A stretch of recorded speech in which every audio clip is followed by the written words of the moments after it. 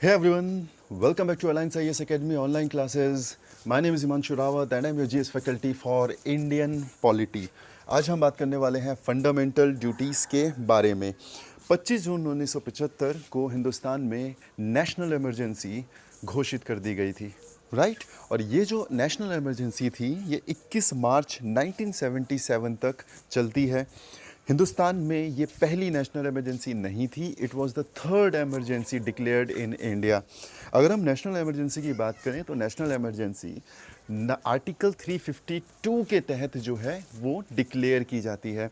कौन इसको डिक्लेयर करता है? इसको प्रेसिडेंट डिक्लेयर करता है। किसके कहने पर डिक्लेयर करता है? काउंसिल ऑफ मिनिस्टर के कहने पर डिक्लेयर करता है।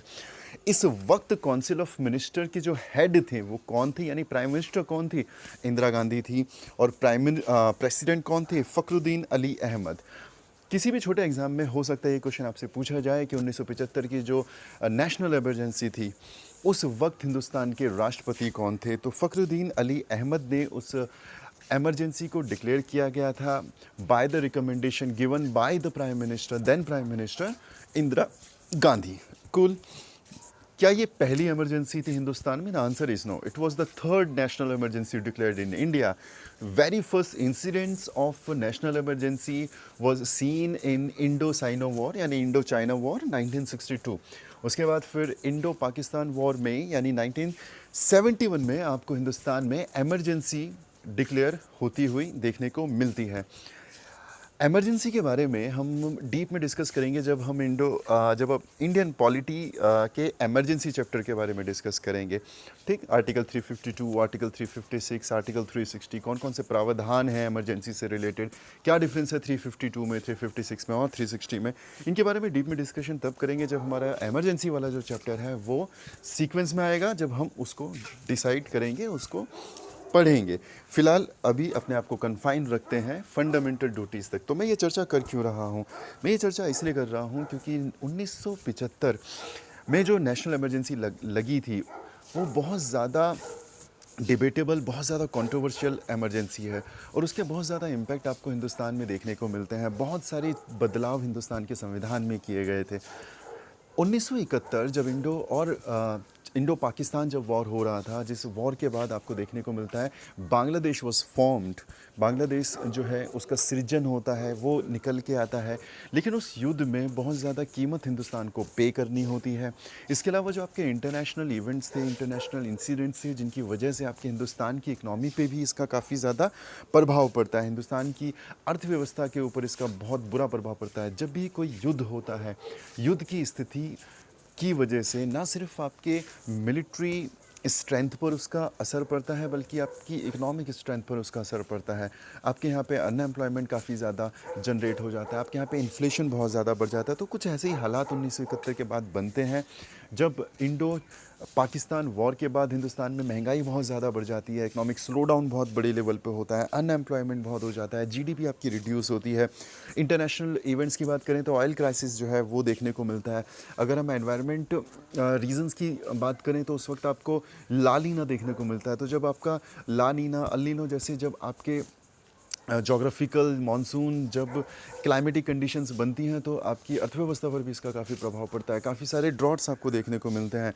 इसके अलावा railway strike, so and so fourth, यानी कि बहुत सारे प्लेथोरा ऑफ इंसिडेंट्स थे जिनकी वजह से आपके हिंदुस्तान में सिचुएशंस काफ़ी ज़्यादा टफ हो जाती हैं। इसके अलावा पॉलिटिकल इवेंट्स भी आपको यहाँ पर देखने को मिलते हैं। जेपी नारायण, जयप्रकाश नारायण जो हैं इंदिरा गांधी के फैसलों के खिलाफ संपूर्ण क्रांति मूवमेंट डिक्लेयर कर देते हैं। तो कुछ इस तरह के हालात जो हैं वो बन रहे होते हैं, यानी आपकी इकोनॉमी कंडीशन भी ख़राब है, आपकी पॉलिटिकल कंडीशन भी ख़राब है, इंटरनेशनल इवेंट्स आपके फेवर में नहीं है। इससे पहले आप एक बड़ा युद्ध लड़ चुके हैं, जीत चुके हैं, लेकिन उसकी कॉस्ट आपने पे करी है। तो इतनी सारी जब कंडीशंस आपके खिलाफ होती हैं तो उसके बाद इंदिरा गांधी क्या सॉल्यूशन निकालती है? इंदिरा गांधी पावर को अपने पास रखने के लिए, पावर को अपने पास कंसंट्रेट करने के लिए एमरजेंसी डिक्लेयर कर देती है अंडर आर्टिकल 352। जब ये एमरजेंसी डिक्लेयर की जाती है तो आपके अपोजिशन लीडर्स, जितने भी opposition leaders all over the country होते हैं, चाहे वो किसी भी पार्टी से बिलोंग करते हों, उनको अरेस्ट कर लिया जाता है। ना सिर्फ अपोजिशन पार्टी के लीडर्स को अरेस्ट कर दिया जाता है, बल्कि जो उनकी खुद की पार्टी यानी कांग्रेस के जो सदस्य थे, जो उनके इस फैसलों के विरुद्ध थे, इनके फैसलों के साथ नहीं थे, उनको भी जो है जेल में डाल दिया जाता है। तो इस तरह का एक माहौल जो है वो पूरे हिंदुस्तान में देखने को मिलता है। और बहुत सारे हिस्टोरियंस और पॉलिटिकल साइंटिस्ट या पॉलिटिकल थ्योरिस्ट आज भी 1975 से लेकर 77, 75 से लेकर 77 तक के उस दौर को darkest period of Indian democracy भी कहते हैं, और जो कि काफ़ी हद तक सही भी है। आपके फंडामेंटल राइट्स को कर्टेल कर दिया जाता है, जितने भी आपके मूल अधिकार होते हैं सब सस्पेंड कर दिए जाते हैं, आपसे छीन लिए जाते हैं। अब जब इस तरह की एक सिचुएशन बनती है, तो जो आपके लीडर्स होते हैं, जो आपकी मीडिया होती है, जो आपके लोग होते हैं, जनता होती है, they asked for their fundamental rights कि हमें हमारे मूल अधिकार वापस चाहिए, जिनको आपने सस्पेंड किया है, जिनको आपने कर्टेल किया है। तो जब इंदिरा गांधी सरकार से उनके फंडामेंटल राइट्स मांगे जाते हैं बाय द जनता, तो इंदिरा गांधी क्या करती हैं, बजाय उनको फंडामेंटल राइट देने के, उनको एहसास करवाती हैं अपनी ड्यूटीज़ का। किसकी ड्यूटीज़ का? नागरिकों की ड्यूटीज़ का। कि before asking for your rights you should know, you should understand your duty as citizens. Okay, तो यहाँ पर आपको देखने को मिलता है कि फंडामेंटल राइट की जगह, या फंडामेंटल राइट की जब डिमांड हो रही थी, जब फंडामेंटल राइट्स को कर्टेल किया गया था, पूरे तरीके से सस्पेंड कर दिया गया था, उस वक्त जब इंदिरा गांधी से डिमांड की जाती है बाय द जनता कि हमें हमारे फंडामेंटल राइट चाहिए, वो आपको देती हैं फंडामेंटल ड्यूटीज़। और वो जो फंडामेंटल ड्यूटीज़ होती हैं, उनको डिज़ाइन करने के लिए, उनको बनाने के लिए एक कमेटी का गठन किया जाता है, जिस कमेटी को हम कहते हैं सरदार स्वर्ण सिंह कमेटी। तो ये बहुत सारे एग्ज़ाम्स में पूछा गया है कि किस कमेटी के रिकमेंडेशन के आधार पर फंडामेंटल ड्यूटीज़ को हिंदुस्तान के संविधान में शामिल किया गया था। तो जो आपके स्वर्ण सिंह हैं, सरदार स्वर्ण सिंह हैं, उनकी अध्यक्षता में कमेटी का गठन किया जाता है, और उनको ये कहा जाता है कि जो फंडामेंटल ड्यूटीज़ होंगी, उनका रूप, उनका स्वरूप किस तरीके से होगा, उसका निर्धारण उनको करना है। राइट। तो जो स्वर्ण सिंह कमेटी को ये काम दिया जाता है, यानी फंडामेंटल ड्यूटी का जो काम दिया जाता है, ये कोई नया आइडिया नहीं था। Fundamental duties were already mentioned in the Russian constitution. Right, USSR का जो संविधान था, वहाँ पर नागरिकों को फंडामेंटल ड्यूटी के बारे में बताया गया था। तो ये आइडिया हमें कहाँ से मिलता है? यूएसएसआर के संविधान से मिलता है। तो ये भी वन लाइनर में पूछा जा सकता है। हो सकता है यूपीएससी में भी आपसे पूछ लें, बट आउटडेटेड क्वेश्चन है, ज़्यादा चांसेस नहीं है, but still you should know, you should remember कि जो फंडामेंटल ड्यूटीज़ हैं, ये हमने कहाँ से लिया है? ये हमने यूएसएसआर से लिया है। राइट। तो स्वर्ण सिंह कमेटी क्या करती है? रिकमेंड करती है फंडामेंटल ड्यूटीज़ के लिए। न सिर्फ फंडामेंटल ड्यूटीज़ के लिए रिकमेंड करती है, बल्कि उसको एक सेपरेट आर्टिकल, एक सेपरेट चैप्टर, एक सेपरेट पार्ट डेडिकेट करने के बारे में बात करती है।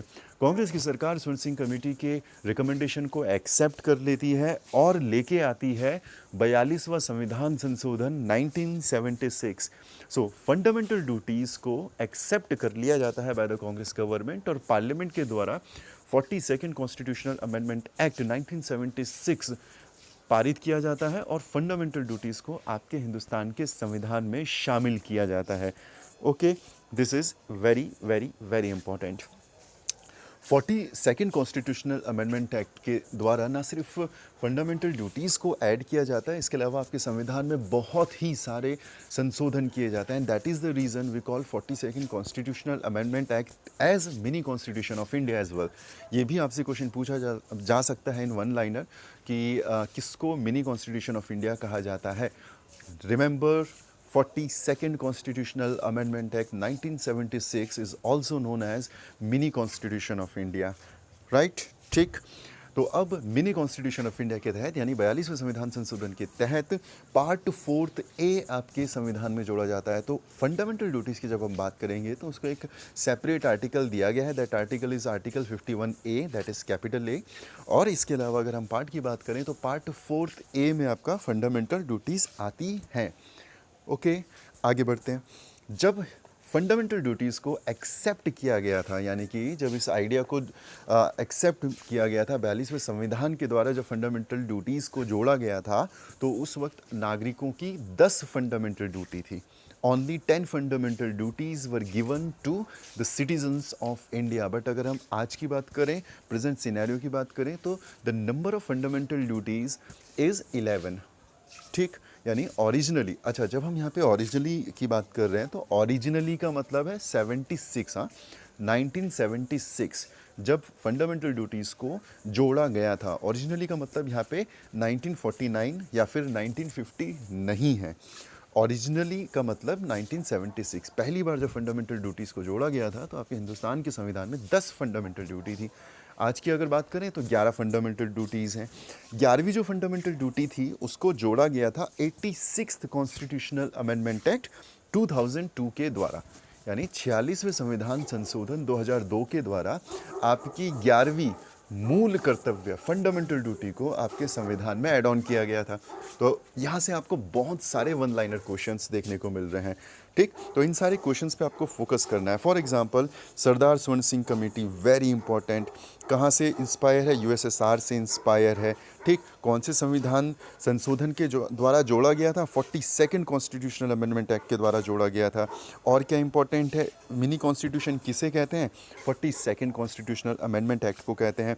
कौन से पार्ट में आता है, पार्ट 4 में आता है। कौन से आर्टिकल में आता है, 51 में आता है। ओरिजिनली कितने थे, 10 थे। प्रेजेंटली कितनी हैं, 11 हैं। 11वीं कब जोड़ी गई थी, 86th कॉन्स्टिट्यूशनल अमेंडमेंट एक्ट 2002 के द्वारा। Okay, so this is the basic of the fundamental duties, and these points are very important because repeatedly in points से questions बनाए गए हैं, वन लाइनर क्वेश्चन बनाए गए हैं आपके काफ़ी सारे एग्जाम्स में। ठीक, अब एक एक करके इन फंडामेंटल ड्यूटीज़ के बारे में बात कर लेते हैं। आर्टिकल 51A में जैसे मैंने आपको बताया, कैपिटल ए का मतलब this is a separate article. तो article 51A fundamental duties, total 11 इसमें फंडामेंटल ड्यूटीज़ हैं आपकी। तो जो पहली ड्यूटी है, जो फंडामेंटल ड्यूटी यानी 51A का जो क्लॉज ए है, वो क्या बात करता है, वो ये बात करता है कि जो आपके नागरिक होंगे, यानी फंडामेंटल ड्यूटी किसकी है, नागरिकों की है। तो जो नागरिक होंगे वो क्या करेंगे, they will abide by the constitution, यानी हम अपने संविधान के प्रति अबाइड होंगे, यानी हम उसके प्रति ऑब्लाइज्ड होंगे, हमें उसको फॉलो करना पड़ेगा। दूसरा, हमारे जो आइडियल्स हैं, जो नेशनल आइडियल्स हैं, हमें उनकी रिस्पेक्ट करनी होगी।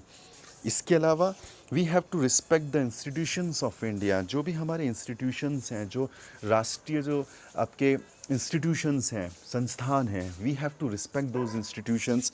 We have to respect our national flag, we have to respect our national anthem.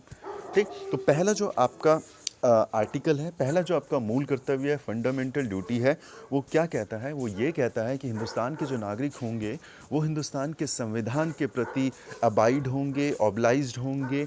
दूसरा, वो क्या करेंगे, वो हिंदुस्तान के आइडियल्स की रिस्पेक्ट करेंगे, हिंदुस्तान के इंस्टीट्यूशंस की रिस्पेक्ट करेंगे, हिंदुस्तान के नेशनल फ्लैग की रिस्पेक्ट करेंगे और हिंदुस्तान के नेशनल एंथम की रिस्पेक्ट करेंगे। तो ये आपका पहला मूल कर्तव्य। दूसरा मूल कर्तव्य क्या है, जो भी विचार थे, जो भी आइडियाज़ थे, किसके, जो हमारे फ्रीडम फाइटर्स थे, you have to respect the national struggle of India, you have to respect the ideas, the ideals of those freedom fighters जिन्होंने हिंदुस्तान को आज़ाद करने में एक बड़ी भूमिका निभाई है।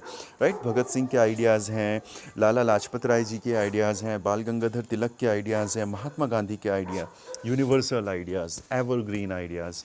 ओके, इसके अलावा तिलक गोखले जी के आइडियाज़ हैं, सुभाष चंद्र बोस के आइडियाज़ हैं। तो जो भी हमारे फ्रीडम स्ट्रगलर्स हैं, जो भी हमारे फ्रीडम फाइटर्स हैं, हमें उनकी रिस्पेक्ट करनी होगी, उनके विचारों की रिस्पेक्ट करनी होगी। ये कहता है फंडामेंटल ड्यूटी का आपका दूसरा क्लॉज। ठीक, क्लॉज बी।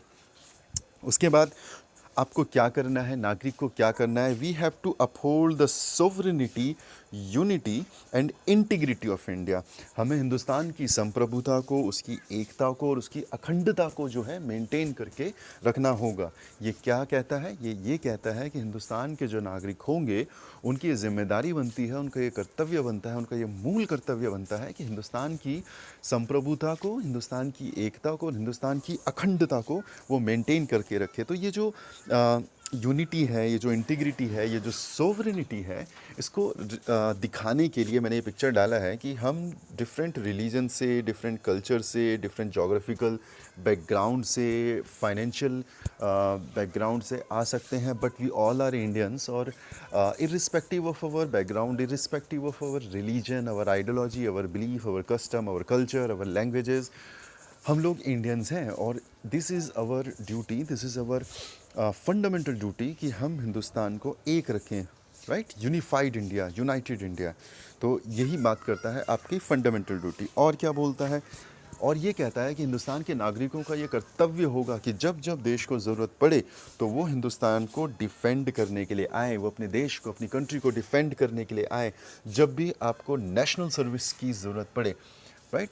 तो कभी भी अगर हिंदुस्तान में कुछ इस तरह की सिचुएशंस बनती हैं कि हिंदुस्तान को उसके नागरिकों की मदद की ज़रूरत है, नेशनल सर्विस की ज़रूरत है, तो उन कंडीशन में this will be your fundamental duty कि आप जाएं और आप देश की सेवा करें। You render your services, national services when ever required. This is your fundamental duty, कर्तव्य है आपका ये, ठीक। इसके अलावा आपको क्या करना है, you have to promote the harmony. आपको कॉमन ब्रदरहुड को यानी भाईचारा को बढ़ाना है, बहनचारा भी कह सकते हैं, ज़रूरी नहीं है, यहाँ पे ब्रदर किसी मेल को सिग्निफाई नहीं कर रहा है, ठीक। यहाँ पे एक हारमनी क्रिएट करने के बारे में बात हो रही है between the people, among the people. इसके अलावा क्या कहता है, रिलीजियस हारमनी आपको क्रिएट करनी है, आपको लिंग्विस्टिक हारमनी क्रिएट करनी है, रीजनल सेक्शनल डाइवर्सिटी, यानी respective of so many difference and so many differences and so many diversities, so many tastes and so many preferences, we have to create a kind of environment जहाँ पर एक harmony situation बने, जहाँ पर हम लोग एक साथ रहें, जहाँ पे कॉमन ब्रदरहुड की भावना आए। इसके अलावा हमको इस तरह की किसी भी प्रैक्टिस को प्रमोट नहीं करना है, किसी भी प्रैक्टिस को प्रोपोगेट नहीं करना है, सपोर्ट नहीं करना है जो डेरोगेटरी हो towards the dignity of women. अगर कोई भी ऐसा कृत्य, कोई भी ऐसा काम, कोई भी ऐसी प्रैक्टिस, कोई भी ऐसा कस्टम जो कि महिलाओं की डिग्निटी को वायलेट करे, उसके प्रति डेरोगेटरी हो, उसको नीचा दिखाए, हमें उस तरह की प्रैक्टिसेस को अवॉइड नहीं करना है, हमें उसको रिस्ट्रिक्ट करना है, उसको ख़त्म करना है। नीचे जो मैंने आपको दिखाया, पिक्चर दिखाई है, दैट इज़ ट्रिपल तलाक। ट्रिपल तलाक अगर आप देखो तो कहीं ना कहीं विमेन डिग्निटी के अगेंस्ट हैं इस तरह की प्रैक्टिसेस, चाहे वो रिलीजन के द्वारा सपोर्ट हों, चाहे वो रिलीजन के द्वारा सपोर्ट ना हो। लेकिन हमारा एक कर्तव्य बनता है कि इस तरह की अगर कोई ट्रेडिशनल प्रैक्टिसेस भी चल रही हैं, we have to defy those practices because वो डेरोगेटरी हैं towards the dignity of women. Cool, समझ में आया? यानी संविधान क्या बोल रहा है, संविधान आपको महिलाओं की सम्मान के बारे में बात कर रहा है। उसके बाद है to value and preserve the rich heritage of our composite culture. India is known for its diverse culture, we are known for our diversity. तो यहाँ पर नागरिकों का ये फ़र्ज बनेगा कि we have to respect and we have to protect and we have to propagate, we have to preserve, we have to value our composite culture. Composite culture का मतलब यहाँ ये है कि विभिन्न तरह के लोग जो हैं वो एक साथ रह रहे हैं, अपने अपने रिलीजन को फॉलो करते हुए, अपने अपने कल्चर को फॉलो करते हुए, अपनी अपनी लैंग्वेज बोलते हुए, अपने अपने कस्टम्स को फॉलो करते हुए। तो ये जो एक कंपोजिट कल्चर है, आपने बहुत बार सुना भी होगा गंगा जमुना तहज़ीब। तो वो जो गंगा जमुना तहज़ीब है वो क्या दिखा रहा है, वो दिखा रहा है हिंदू मुस्लिम यूनिटी को, हिंदू मुस्लिम कॉमनवुड को, ब्रदरहुड को, राइट। तो ये जो कंपोजिट कल्चर की हमारे देश में सदियों से एक परंपरा चलती आ रही है, we have to protect this parampara, we have to protect this value, to preserve the composite culture of this great nation, ठीक। तो ये जो मैंने पिक्चर यहाँ पे डाला है, दिस इज़ इंडिया, एक्चुअल में दिस इज़ इंडिया। अगर आप देखें तो डिफरेंट स्टेट्स जो हैं वो अपने अपने कल्चर के लिए, एक यूनिक कल्चर के लिए, यूनिक लैंग्वेज के लिए, यूनिक प्रैक्टिसेस के लिए जाने जाते हैं, but still we are a part of united India. तो ये कैसे पॉसिबल हुआ? ये इसलिए पॉसिबल हुआ because we value the differences. हम उन डिफरेंसेस को वैल्यू करते हैं, उन डिफरेंसेस को ख़त्म करने की कोशिश नहीं करते हैं। That is something which is expected from us. इसके बाद अगला जो फंडामेंटल ड्यूटी है आपके लिए वो ये है, यानी नागरिकों के लिए, we have to work for our nature. हमें अपने नेचर के लिए काम करना है, नेचुरल एनवायरनमेंट को प्रोटेक्ट करके रखना है, अपने फॉरेस्ट को बचाना है, लेक्स को सही तरीके से रखना है, नदियों को बचाना है, वाइल्ड लाइफ को बचाना है, और जितने भी आपके लिविंग क्रिएचर्स हैं उनके प्रति हमें संवेदनशील होना है, कंपैसिनेट होना है। नागरिकों को क्या करना है, नागरिकों को नेचर को सर्व करना है। जब हम नेचर के बारे में बात करेंगे तो हम जंगलों के बारे में बात कर रहे हैं, हम नदियों के बारे में बात कर रहे हैं, हम लेक्स के बारे में बात कर रहे हैं, वाइल्ड लाइफ के बारे में बात कर रहे हैं, इसके अलावा हम जानवरों के बारे में बात कर रहे हैं। तो it is expected from us कि हम लोग संवेदनशील हों इन सारी चीज़ों के इन चीज़ों के प्रति जो हम पर डिपेंड करती हैं, ठीक। तो we have to be compassionate towards the animals. Okay, तो this is what our constitution is expecting from us. और क्या बात कर रहा है, दूसरा जो आपका फंडामेंटल ड्यूटी है वो ये है कि you have to develop a scientific temper. आपको तार्किक होना ज़रूरी है, ठीक। यानी आप जो भी करें, जो भी सोचें, जो भी यकीन करें, उसके पीछे साइंस का होना ज़रूरी है, उसके पीछे तर्कों का होना ज़रूरी है। फॉर एग्ज़ाम्पल, अगर आप जा रहे हैं और आप के आगे से एक काली बिल्ली रास्ता काट देती है, तो आप वहाँ पर ये ना सोचें कि आपका कोई अहित होने वाला है या जो भी आप काम करने जा रहे हैं वो काम खराब होगा, बिकॉज दैट आइडियोलॉजी और that belief system do not have any scientific banking.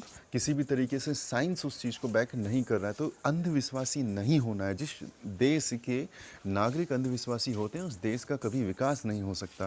तो you have to be scientific in nature, you have to develop the scientific temper. और जो भी आप कार्य करते हैं उसके पीछे तर्कों का होना ज़रूरी है, ठीक। तो अगर हम साइंटिफिक टेम्पर की बात करें तो बेसिकली मोटा माटी आपसे संविधान यही कह रहा है कि आपको अंधविश्वासी नहीं होना है। You have to promote humanism. आपको इंसानियत को प्रमोट करना है, ठीक। आपको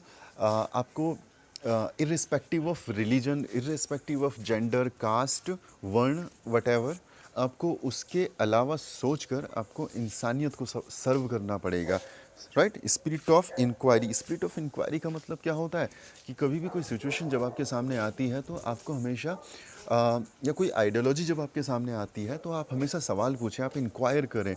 आंख बंद करके, ब्लाइंड फोल्ड होकर आप उस आइडियोलॉजी को, उस पर्टिकुलर इवेंट को या उस पर्टिकुलर बिलीफ को पर यकीन ना करें और उसके हिसाब से खुद को ना चलाएं, ठीक। तो हमेशा अपने माइंड को ओपन रखें, हमेशा रिफॉर्म के लिए, सुधारों के लिए तैयार रहें। तो this is what our constitution expect from us. इसके अलावा क्या करना है, जो फ़ोटो डाली है ये नहीं करना है। इसका मतलब हमको अपनी पब्लिक प्रॉपर्टी को सेफ गार्ड करना है, बचा के रखना है, और हम लोगों को वायलेंस नहीं करना है, हमें वायलेंस के विरोध में रहना है, ठीक। तो this is the fundamental duty. इसके अलावा हमको क्या करना है, हम सबको मिलकर निरंतर प्रयास करना है कि हम अपने अपने फील्ड में एक्सीलेंस हासिल करें, ऊंचाइयों तक पहुँचें, और ताकि हमारा जो देश है वो अपने नागरिकों के एफर्ट से, कंबाइन एफर्ट से, जॉइंट एफर्ट से सबसे आगे पहुंच सके। यानी हमें जो भी कार्य हम कर रहे हैं, जिस भी फील्ड में हम हैं, जो भी हम करना चाहते हैं, जो भी हम सीखना चाहते हैं, तो as a citizen we have to give our best and we have to target the excellence. हमको एक्सीलेंस ही टारगेट करना है। We do not have to target the average. हमें एवरेज परफॉर्मेंस टारगेट नहीं करना है, तो हमें स्ट्राइव करना है towards excellence in all the spheres जो भी हम कर रहे हैं।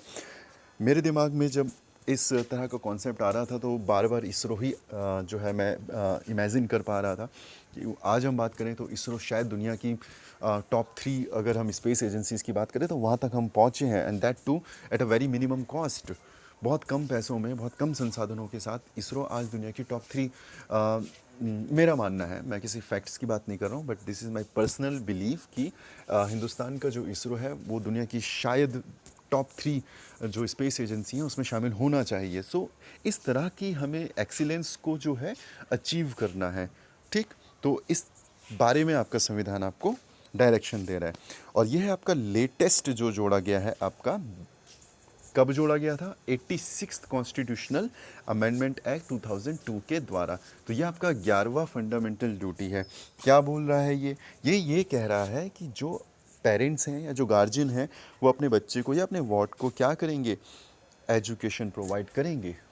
कौन से बच्चे, 6 से 14 साल तक के जो बच्चे हैं। तो 6 से 14 साल तक के जो बच्चे हैं आपकी ज़िम्मेदारी बनती है कि आप उनको क्या करें, अपॉर्चुनिटीज़ प्रोवाइड करें। किस चीज़ की अपॉर्चुनिटीज़ प्रोवाइड करें, उनको एजुकेशन की अपॉर्चुनिटी प्रोवाइड करें, ठीक। ये तारी ज़मीन का पिक्चर मैंने डाला है इसमें। तो ये 6 से 14 साल तक की एज ब्रैकेट में जो बच्चा आ रहा है, तो इनके पेरेंट्स का ये जिम्मेदारी बनती है, ये कर्तव्य बनता है कि वो अपने वार्ड को, अपने बच्चे को एजुकेशन प्रोवाइड करें, अपॉर्चुनिटी प्रोवाइड करें, ठीक। तो ये जोड़ा गया था आपका 2002 में। तो ये है आपकी 11 फंडामेंटल ड्यूटीज़। अब समझें हमारे लिए और ज़्यादा इम्पॉर्टेंट क्या है। हमारे लिए इम्पॉर्टेंट है कुछ पॉइंट्स। पहला पॉइंट ये, फंडामेंटल ड्यूटीज़ जो हैं ये केवल और केवल नागरिकों के लिए होती हैं। फंडामेंटल ड्यूटीज़ गैर नागरिकों के लिए नहीं होती हैं, यानी रेसिडेंट्स के लिए नहीं होती हैं, केवल और केवल सिटीजन्स के लिए होते हैं। जैसे हमने फंडामेंटल राइट्स में देखा था, कुछ फंडामेंटल राइट्स आपके नागरिकों के लिए होते हैं, कुछ फंडामेंटल राइट्स आपके नागरिकों के लिए और नॉन सिटीजन्स दोनों के लिए होते हैं, और कुछ फंडामेंटल राइट्स नागरिकों के लिए, नॉन सिटीजन्स के लिए और कॉरपोरेशंस तीनों के लिए होते हैं। लेकिन अगर हम बात करें फंडामेंटल ड्यूटीज़ की, तो फंडामेंटल ड्यूटीज़ केवल और केवल आपके नागरिकों के लिए होती है। ऑब्जेक्टिव क्या थे इसके? पहला जो ऑब्जेक्टिव है that is fundamental duties are the warning against anti social activities. अगर आप देखें कि आप हमने जब अभी डिस्कस कर रहे थे, तो आपको किसी भी इस तरह की प्रैक्टिस नहीं करनी है जो महिलाओं के लिए डेरोगेटरी हो, उनकी डिग्निटी के लिए डेरोगेटरी हो। तो फंडामेंटल ड्यूटी आपको वार्न कर रहा है कि बॉस आपने ये नहीं करना है, आपको वायलेंस नहीं करना है, आपको पब्लिक प्रॉपर्टी को हर्ट नहीं करना है, उसको डिस्ट्रॉय नहीं करना है। ठीक, तो 11 में से कुछ फंडामेंटल राइट्स फंडामेंटल ड्यूटीज़ ऐसी हैं जो कि आपको वार्न कर रही हैं कि dude you can not do this, ये आपका कर्तव्य है कि आपको ये नहीं करना है, बट स्टिल अगर आप करते हैं तो this consider this fundamental duties as your first warning. ठीक, इसके अलावा रिमाइंडर ऑफ देयर एक्टिविटीज़, आपको रिमाइंड कर रहे हैं कि आप इस देश के नागरिक हैं, और नागरिक हैं तो आपसे क्या एक्सपेक्टेशंस हैं। तो ये जो 11 फंडामेंटल ड्यूटीज़ हैं, ये बार बार नागरिकों को बता रही हैं कि what state expect from you, what our constitution expect from you, what government expect from you. ठीक, तीसरा जो इसका उद्देश्य है, to promote discipline and commitments, ताकि हम लोग अपनी हदों में रहें, अपने डिसिप्लिन में रहें, अनुशासन में रहें, और हमारी जो कमिटमेंट्स हैं हमें उनका एहसास निरंतर होता रहे। तो ये तीन मुख्य उद्देश्य आपके फंडामेंटल ड्यूटीज़ के बताए गए हैं। ठीक, आगे बढ़ते हैं।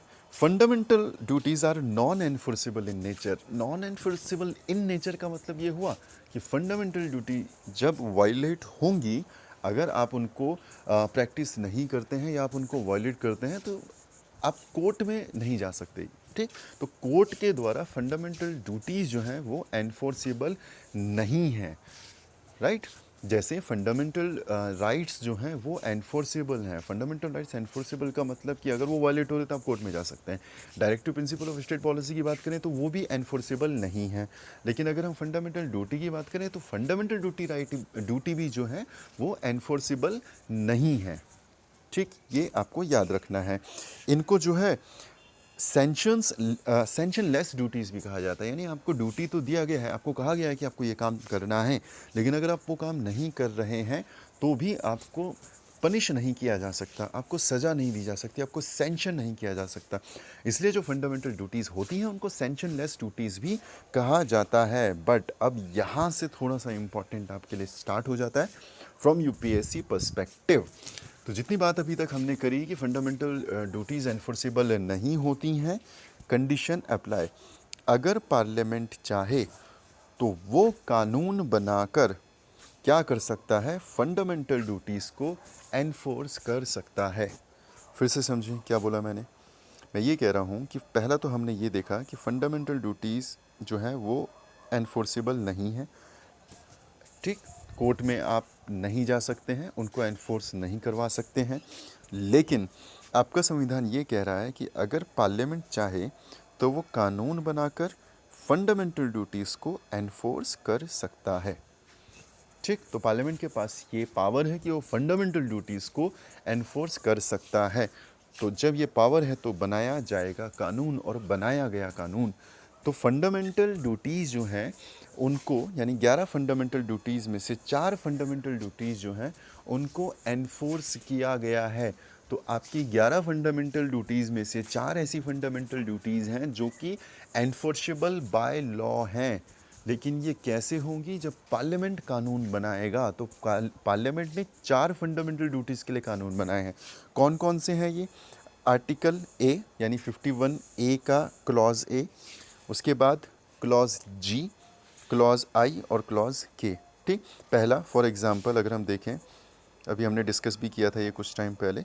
तो पहला ये है कि आपको कॉन्स्टिट्यूशन को अवॉइड करना है, नेशनल फ्लैग की रिस्पेक्ट करना है, नेशनल एंथम की रिस्पेक्ट करना है। इसका मतलब क्या कि कानून बनाकर जो है इसको बाध्य कर दिया गया है, इसको एनफोर्स कर दिया गया है। ठीक, आपको क्या करना है? नेचुरल एनवायरनमेंट को प्रोटेक्ट करना है, फॉरेस्ट को प्रोटेक्ट करना है, रिवर्स को करना है, वाइल्ड लाइफ को करना है। इसके अलावा पब्लिक प्रॉपर्टी को आपको लॉस नहीं पहुंचाना है। और आखिरी जो आर्टिकल है वो ये कि आपको 6 से 14 साल तक के बच्चों को आपको एजुकेशन की अपॉर्चुनिटीज़ प्रोवाइड करनी है। तो ये जो 4 आर्टिकल्स हैं, ये जो 4 फंडामेंटल ड्यूटीज़ हैं, these fundamental duties are enforceable by law. ठीक, अब कुछ केस देख लेते हैं इसमें। सबसे पहले कई बार हम कर चुके हैं, पहला जो केस है आपका that is Bijoe Emmanuel case versus state of Kerala, जिसको हम नेशनल एंथम केस के नाम से भी जानते हैं। ठीक, तो इस केस में क्या हुआ, इस केस में सुप्रीम कोर्ट का जजमेंट आता है और सुप्रीम कोर्ट ये कहता है कि अगर किसी के पर्सनल रिलीजन का ग्राउंड है, अगर उसके फेथ का ग्राउंड है और वो व्यक्ति चाहता है कि वो नेशनल एंथम ना गाए, तो ही और she is free to do so, right.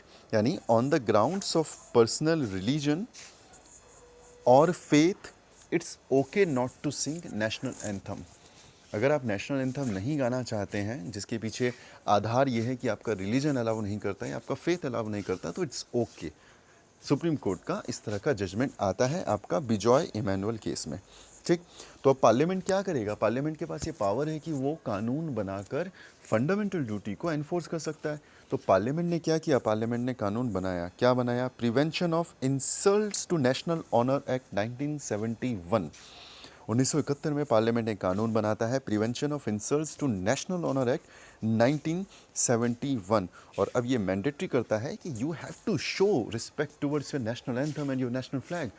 आप अपने नेशनल एंथम और नेशनल फ्लैग की इंसल्ट नहीं कर सकते। You have to respect your national flag, you have to respect your national anthem. इसलिए जो आपकी फंडामेंटल ड्यूटी है आर्टिकल 51A क्लॉज ए, जिसमें ये कहा गया है you have to abide by the constitution and you have to respect the ideals and your national symbols such as national flag और नेशनल एंथम। तो अब वो एनफोर्सेबल बाय लॉ है, इसलिए है क्योंकि पार्लियामेंट ने कानून बनाकर उसको एनफोर्स किया, prevention of insults to national honour act 1971। Clear. ठीक, आगे बढ़ते हैं। उसके बाद आता है आपका एमसी मेहता केस। देखो, जब भी एनवायरनमेंट के बारे में बात आएगी ना, तो एमसी मेहता केस इंपॉर्टेंट है। एमसी मेहता केस से ही एनवायरनमेंट जो है, या राइट टू क्लीन एनवायरनमेंट जो है, वो आपका फंडामेंटल राइट बनता है। तो right to enjoy pollution free environment जो है, ये आपके आर्टिकल 21 यानी राइट टू लाइफ का पार्ट है। ओके, आर्टिकल 51G क्या कहता है, आर्टिकल 51G ये कहता है कि नागरिकों का ये कर्तव्य होगा, मूल कर्तव्य होगा कि वो एनवायरनमेंट को प्रोटेक्ट करके रखेगा, वो वाइल्ड लाइफ को प्रोटेक्ट करेगा, वो कंपैशन शो करेगा टुवर्ड्स दी लिविंग क्रिएचर। ठीक, तो अब यहाँ पर सरकार ने क्या किया, पार्लियामेंट ने क्या किया, पार्लियामेंट ने बनाए आपके environment act, wild life protection act, forest conservation act. ठीक, तो समझने की कोशिश करो क्या हुआ यहाँ पर। आपका कर्तव्य ये होगा कि आपने एनवायरनमेंट को प्रोटेक्ट करना है, आपको वाइल्ड लाइफ को प्रोटेक्ट करना है। बट अगर एक्ट नहीं बनाते और आप एनवायरनमेंट को प्रोटेक्ट करने की जगह एनवायरनमेंट को नुकसान पहुँचाते हैं, वाइल्ड लाइफ को प्रोटेक्ट करने की जगह वाइल्ड लाइफ को नुकसान पहुँचाते, तो क्योंकि fundamental duty enforceable by law नहीं है, तो आपके ऊपर कोई केस नहीं होता। लेकिन अब संसद ने क्या किया, संसद ने कानून बनाया, वाइल्ड लाइफ प्रोटेक्शन एक्ट बनाया, फॉरेस्ट कंजर्वेशन एक्ट बनाया और उसको एनफोर्स बाय लॉ कर दिया। तो अब अगर आप वाइल्ड लाइफ के प्रति कोई भी क्राइम करते हैं, कोई भी लॉस अगर उसको जनरेट करते हैं, तो आपको सज़ा के प्रावधान दिए गए हैं। तो इसको एनफोर्सेबल बाय लॉ कर दिया गया। इसके अलावा एमसी मेहता केस में आपका जो right to enjoy pollution free environment था, ये आपके फंडामेंटल राइट का भी हिस्सा बना दिया गया था। इसके अलावा और कौन सा आपका फंडामेंटल ड्यूटी है जिसको एनफोर्सेबल बाय लॉ किया गया है, that is your right to education. अच्छा, 86 कॉन्स्टिट्यूशनल अमेंडमेंट एक्ट जो है ना, वो बात करता है आपके एजुकेशन के बारे में। दो चीज़ें यहाँ पे होती हैं। पहला, एजुकेशन को डाल दिया जाता है फंडामेंटल राइट में, और दूसरा, इसको डाल दिया जाता है फंडामेंटल ड्यूटी में। फंडामेंटल राइट में आता है ये आर्टिकल 21A में, और फंडामेंटल ड्यूटी में ये आता है आर्टिकल 51A क्लॉज K में। दोनों में सेम बातें हैं कि आपको 6 से 14 साल तक के बच्चों को एजुकेशन देना है। जब हम फंडामेंटल राइट की बात कर रहे हैं, तो 6 से 14 साल तक के बच्चे को फ्री एंड कंपलसरी एजुकेशन देगा कौन? स्टेट, राज्य उसको ये अपॉर्चुनिटी प्रोवाइड करेगा। जब हम बात करेंगे फंडामेंटल ड्यूटी की, तो फंडामेंटल ड्यूटी में पेरेंट्स की ये जिम्मेदारी होगी कि वो अपने बच्चे को, या गार्जियन की जिम्मेदारी होगी कि अपने वार्ड को फ्री एजुकेशन प्रोवाइड करे। तो कानून बनाकर right to education act pass कर कर इसको मैंडेटरी कर दिया गया। तो आपका जो आर्टिकल 51A का जो क्लॉज के है, that has also been enforced by law. तो इसका सार ये है पूरा कहने का कि एनफोर्सिबल बाय लॉ, एनफोर्सिबल नहीं है फंडामेंटल ड्यूटी, लेकिन अगर पार्लियामेंट चाहे तो कुछ आर्टिकल्स को या फिर सारे आर्टिकल्स को, सारे फंडामेंटल ड्यूटीज़ को एनफोर्स बाय लॉ कर सकती है। ठीक, दिस इज़ इम्पॉर्टेंट। तो this is it for today's lecture. I guess हमने ऑलमोस्ट सारी चीज़ें कवर कर ली हैं फंडामेंटल ड्यूटीज़ की। आई वॉज थिंकिंग कि मैं आपको असाइनमेंट दूं इसमें, और कुछ मैंने 2-3 क्वेश्चन भी शॉर्ट लिस्ट किए थे, बट अभी रहने देते हैं, बिकॉज मैं कंटिन्यूसली आप लोगों से बात कर ही रहा हूँ। दिन में एक दिन में एक स्टूडेंट से मैं बात कर रहा हूँ, तो जितना अभी तक मैंने बात किया है, आप लोगों ने अच्छे खासे अपने शेड्यूल बनाए हुए हैं, काफ़ी बिजी शेड्यूल हैं, तो अभी मैं उसको डिस्टर्ब नहीं करूँगा, और कुछ बहुत बड़े कोई असाइनमेंट नहीं देने वाला हूँ। तो अभी फ़िलहाल आप रिवीजन करिए अपना, और आई ट्रस्ट यू, जो भी आपके प्लान अभी तक मैंने सुनने में आए हैं वो काफ़ी इंटरेस्टिंग है और काफ़ी